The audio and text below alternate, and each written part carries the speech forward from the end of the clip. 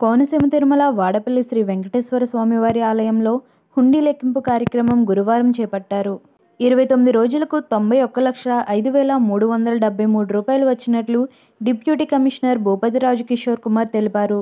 ఆలయ ప్రధాన హుండీ నుండి నగదు 69,95,492 రూపాయలు, అన్నప్రసాదం హుండీల నుండి నగదు 21,09,881 రూపాయలు, వెర్సి మొత్తం 91,05,373 రూపాయలు, 57 గ్రాముల బంగారం, 900 గ్రాముల వెండి, పలు దేశాల విదేశీ కరెన్సీ, అలాగే శ్రీ విశ్వేశ్వర స్వామివారి ఆలయ హుండీ 29 రోజులకు 1,55,674 రూపాయలు వచ్చినట్లు తెలియజేశారు.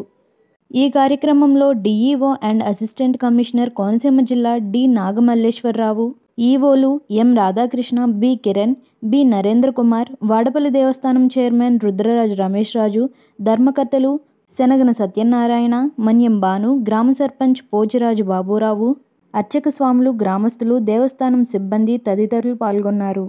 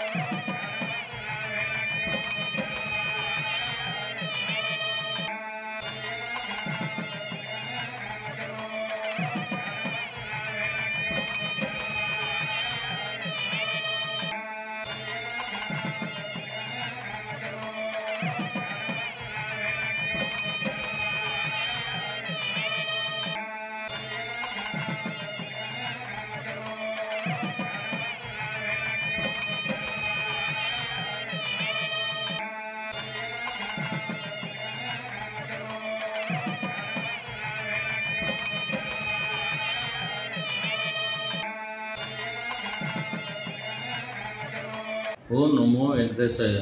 కోనసీమ తిరుమల వాడపల్లి వెంకటేశ్వర స్వామి దేవస్థానం నందు హుండీ లెక్కింపు కార్యక్రమం చేపట్టడం జరిగింది.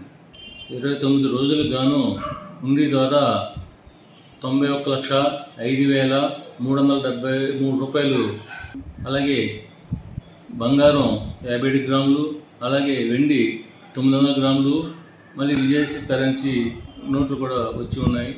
అలాగే సబ్ కంప్లీ అయిన విశ్వేశ్వర దేవస్థానం నందు 1,55,674 రూపాయలు చేసి ఉంది.